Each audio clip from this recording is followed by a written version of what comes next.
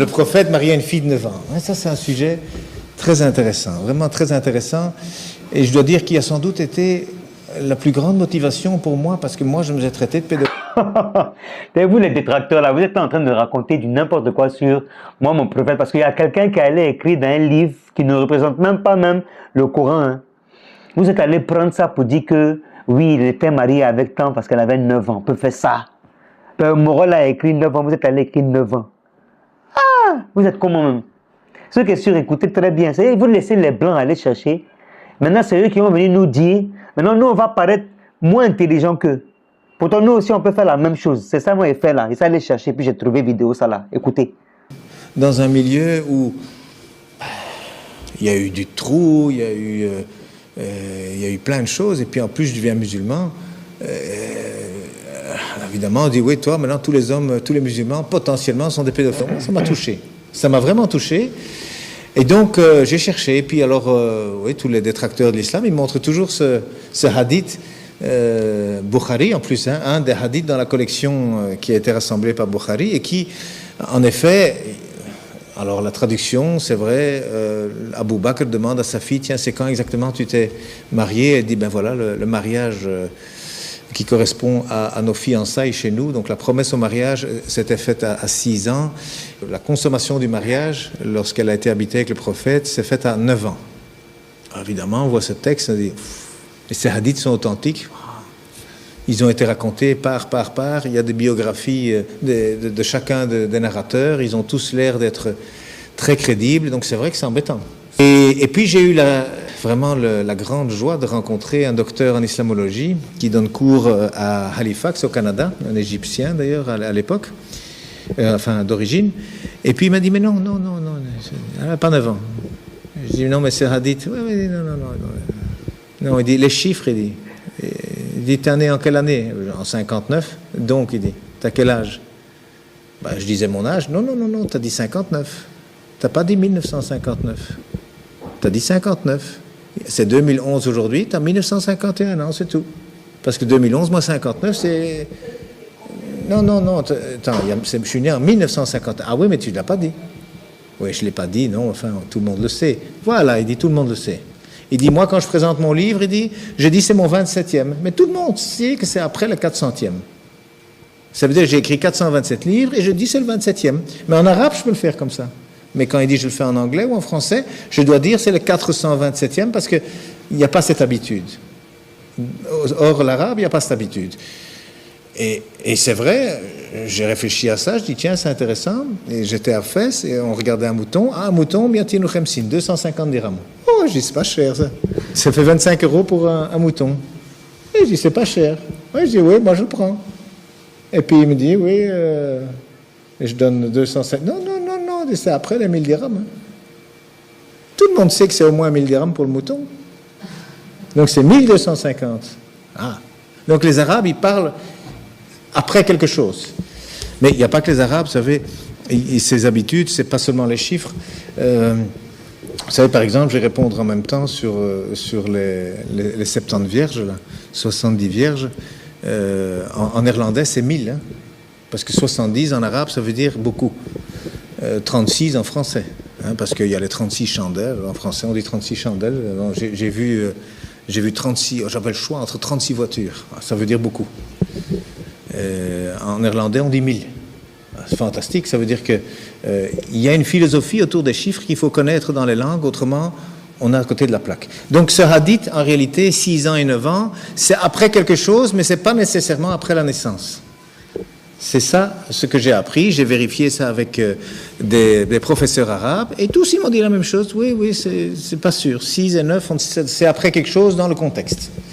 Et donc j'ai fait la recherche, et puis j'ai été regarder autour de l'histoire, parce que en plus il n'y a personne qui a fait la remarque du temps du prophète, sallam.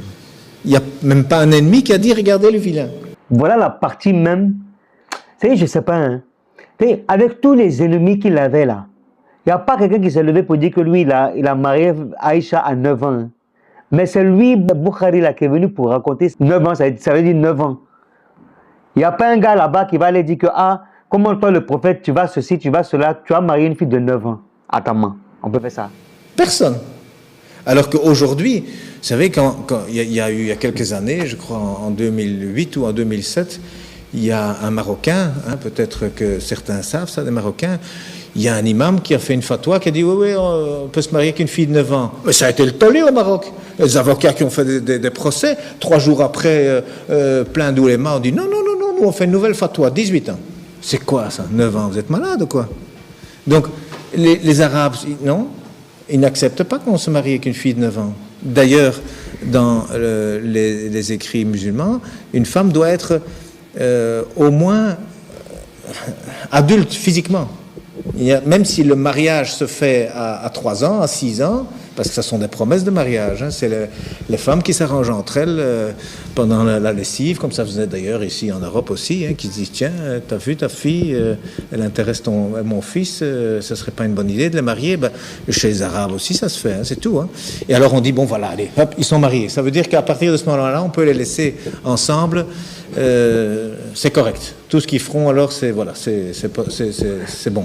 Mais la consommation du mariage ne peut pas se faire avant qu'ils soient adultes. C'est-à-dire que la femme, elle doit être physiquement adulte. Alors c'est vrai, il y a des mariages à 13, 14, 15 ans. Oui, enfin, il n'y a pas que dans les pays arabes, même pas que dans les pays musulmans, il y a plein de pays. Déjà en Europe, il y avait des mariages avec des petites filles de 6 ans. Il y a des rois qui sont allés se faire marier devant le pape, ici en Europe. Mais plusieurs, avec des petites filles de 5-6 ans. Il y a des gens qui sont allés se faire marier. Et eux, ils le prenaient chez eux à la maison. C'est le pape, à 5 ans. Bon, c'est pas le catholicisme. C'est pour nous, vous voyez. Quand on voit maintenant les scandales qu'il y a, c'est clairement contre l'éthique chrétienne de faire toutes ces histoires. Un adulte ne va pas dans le pantalon des enfants. Ça donc ça veut dire que dans cette histoire musulmane, ça n'est pas accepté non plus. Et pourtant, il n'y a pas eu de critique. Pas un livre, rien. Pas un ami qui a dit au prophète, attention, qu'est-ce que tu fais? Attends, tu te rends compte, tu es l'exemple pour toute l'humanité jusqu'à l'éternité. Ne fais pas ça. Non, rien. Personne n'a rien dit. Donc, ça veut dire que c'est peu crédible. C'est très peu crédible. Et puis alors, finalement, je suis allé voir dans les livres d'histoire autour. Et puis alors, on voit qu'il y a une sœur Asma. Il y a des parents, le père Abou Bakr, qui est le premier converti. Le premier compagnon du prophète, et alors il y a les dates. Il y a les dates, entre le début de la révélation. Je vous l'avais dit, non? Personne n'est sorti pour dire que on ne fait pas ça. Et toi-même, tu es prophète, tu es venu pour renseigner la religion, la morale, l'intelligence, le savoir à ta population. Et puis toi, tu es allé pour dire que tu vas te marier à un mousseau qui a 9 ans. Vous-même, quand vous pensez à ça, ça rentre dans votre tête. Ça rentre dans votre tête. N'importe quoi. Donc le premier message et le mariage, il y a 13 ans. Parce que le mariage, la consommation du mariage, en tout cas, elle s'est faite 1 an après la migration. Donc 1 an après le mouvement vers Médine. Et donc, lorsque la mosquée était finie, après le mois de Ramadan, il y a le mois de Shawwal. Et au mois de Shawwal, ils sont habités ensemble. Voilà. Donc, 13 ans après que son père soit converti, elle s'est mariée. Et la grande sœur, elle avait 10 ans de plus. Dans tous les livres, elle avait 10 ans de plus. Alors, si elle avait 10 ans de plus, ça veut dire que c'est bien si on connaît son âge. Alors, quand on fait la recherche pour savoir quand elle est née, Asma, parce qu'en plus, elle, c'était, je crois, la 12e ou la 17e convertie, elle était la secrétaire du prophète. Donc la grande sœur d'Aïcha, qui s'appelle Asma, elle était la secrétaire du prophète. Donc elle a écrit beaucoup, et on a beaucoup écrit sur elle, donc c'est très difficile de faire de la censure autour de quelqu'un qui a beaucoup écrit. Et elle, on sait qu'elle est morte en 73, donc en 73, après la migration.